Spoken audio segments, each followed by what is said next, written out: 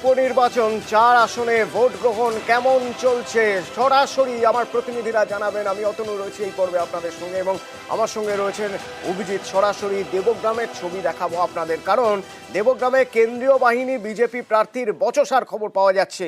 BJP প্রার্থী মনোজ বিশ্বাস, তাকে বুথে ঢুকতে বাধা দেওয়ার অভিযোগ।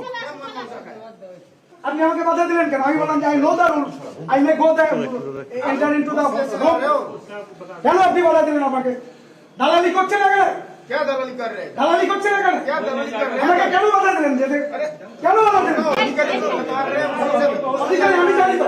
আপনি তো আইনটাই জানেন না। আপনি তো আইনটাই জানেন না। আপনি কেন বাধা দিলেন? দালালি করছেন? अपना आदेश तो दिया हुआ है, उसके মাংস খেয়েছেন? মদ মাংস খেয়েছেন? সরাসরি প্রতিনিধি অভিজিৎ আমার সঙ্গে রয়েছেন। অভিজিৎ, রেগে মেগে বিজেপি প্রার্থী কেন্দ্রীয় বাহিনীর জওয়ানকে জিজ্ঞেস করছেন তিনি দালালি করছেন কিনা, এমন কি ঘটনা ঘটল?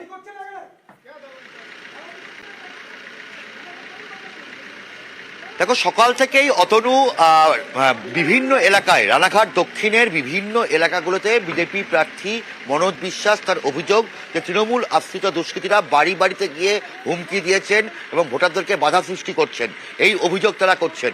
এবং এরপরই তিনি রীতিমতো বিভিন্ন বুথগুলোতে গিয়ে পরিদর্শন করছেন এবং সেরকমভাবে দেবগ্রাম পাণ্ডপাড়া এলাকায়, সেখানকার পাণ্ডপাড়া প্রাথমিক বিদ্যালয়, সেখানে তিনি যখন যান সেখানে তার অভিযোগ যে কেন্দ্রীয় বাহিনী তাকে বুথের ভেতরে ঢুকতে বাধা দেয় এবং তারপরেই বচসা শুরু হয়।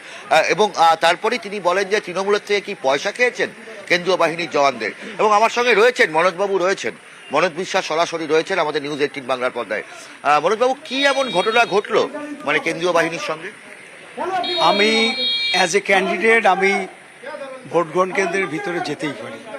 সার্বিক পরিস্থিতি, অফিসারদের সাথে কথা, কোথাও কোনো অসুবিধা নেই। কেন্দ্রীয় বাহিনীর এক জওয়ান সে প্রথমেই আমাকে বাধা দিচ্ছে। আমি বললামও যে আপনি রুলস জানেন না, আমি যেতেই পারি। সে আমাকে জোর করেই বাধা দিচ্ছে। তারপরে বলল যে আমি আমার অফিসারের কাছে জিজ্ঞাসা করি। আমি বললাম জিজ্ঞাসা করুন। অফিসার বলেছে হ্যাঁ যেতে পারে। তখন ওর সমস্ত আচরণ, প্রথম থেকেই ওর আচরণ আমার সন্দেহ হচ্ছিল। আমি তো মানে ওই তৃণমূলের সঙ্গে আমি তো বললাম যে আপনি তৃণমূল করেন নাকি, আপনার এই আচরণ কেন? আপনি নিরপেক্ষ, আপনি এখানে প্রশাসনিক কাজ করতে এসেছেন, আপনি যে আইনটা জানেন না সেটা নিয়ে কেন আপনি জোর করছেন? আমি একজন ক্যান্ডিডেট, আমি বলছি যে আমি জানি। আপনি তো বললেন তৃণমূলের দালাল। তৃণমূলের দালালি তো, এদের আচার আচরণ সমস্ত কিছু দালালের মতো। যে জায়গাতে দাঁড়িয়ে আছে চারিদিকে লোক ব্লক। তৃণমূলের দালালি করছিল কেন্দ্রীয় বাহিনী, সেই জন্য নাকি তাকে ঢুকতে দেওয়া হয়নি। কেন আপনি বাধা দিলেন আমাকে? দালালি করছেন এখানে?